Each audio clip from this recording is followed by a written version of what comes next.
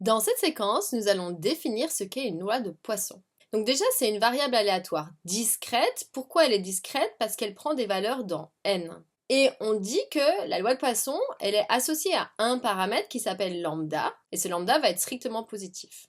Comme c'est une variable aléatoire discrète, on va définir un élément k appartenant à n, et du coup, la définition de la loi de Poisson nous dit que chaque fois que x va prendre une de ces valeurs k dans n, alors sa probabilité vaudra exponentielle de moins lambda fois lambda puissance k sur k factoriel.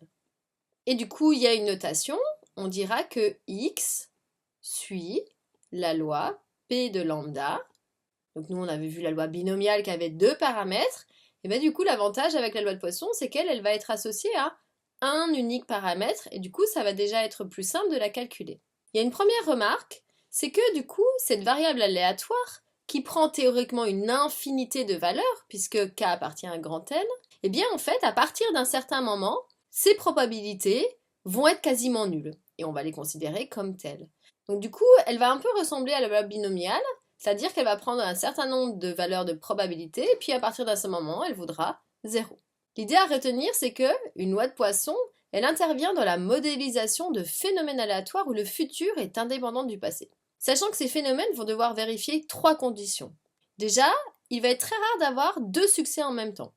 Ensuite, le nombre moyen de succès pendant une période t ne dépend que de la durée de t, et enfin l'arrivée d'un succès est indépendante du précédent. Donc ça fait plein de conditions peut-être un peu barbares. Donc par exemple, la loi de Poisson, elle va s'appliquer au moment où on va chercher à savoir le nombre de véhicules qui vont franchir un poste de péage pendant une période creuse pendant 1 heure, pour savoir derrière le nombre de personnes que l'on va disposer. Ou alors, elle va permettre de compter le nombre de clients au guichet qui vont venir par exemple à la poste un après-midi entre 15 heures et 16 heures. Par contre, si le nombre de taxis passant dans un endroit donné pendant un intervalle de temps t peut être mesuré par une loi de Poisson, il n'en est pas de même pour les bus et les trains. Parce que les bus et les trains, eux, ils sont censés passer à des horaires fixes de départ. Donc dans ces cas-là, le futur n'est pas indépendant du passé parce qu'il est fixé par l'heure de départ. Et on verra que dans ces cas-là, les bus et les trains vont être attachés à une autre loi. Juste un dernier petit détail concernant le k factoriel.